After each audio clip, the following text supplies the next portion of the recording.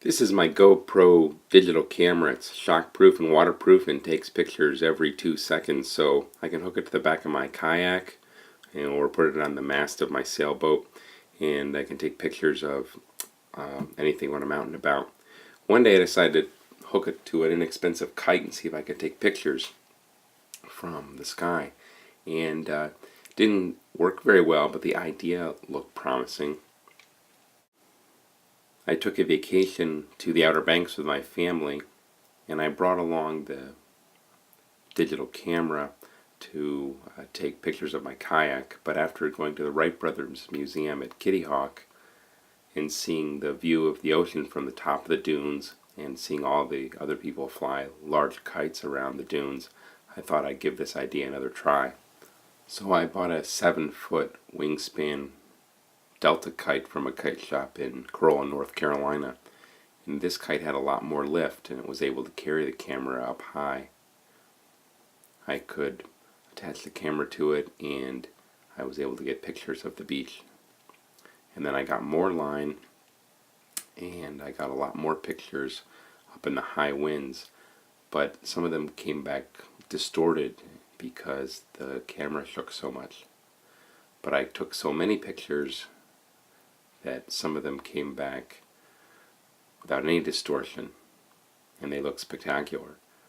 I was able to get views of the Atlantic Ocean and the entire width of the barrier island. So I decided I liked this hobby, and I took it back to upstate New York. But it proved a little more difficult because the winds were a little bit more irregular, and there were trees to deal with and buildings and other obstacles. Sometimes the updrafts and downdrafts would knock the kite right out of the sky, and I would retrieve it. But when I retrieved it, I found that I still had some spectacular pictures, and they were different than any other picture I had seen of my town here, Geneseo, New York.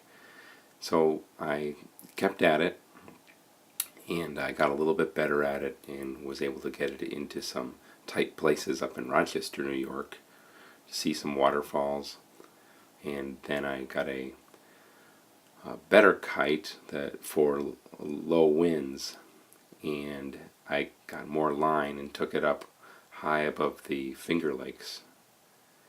And in the winter, when the lakes froze, I got out on the ice, and the steady breezes carried the kites way up above the lakes.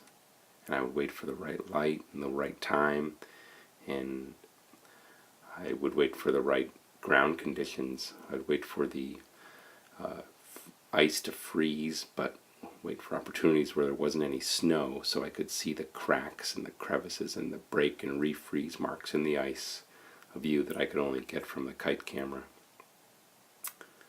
I'd find the right light and get in situations where I got the light hitting the cliffs the right way, scout areas that didn't have telephone poles, and I'd find the right time of year to get a picture that had the best color.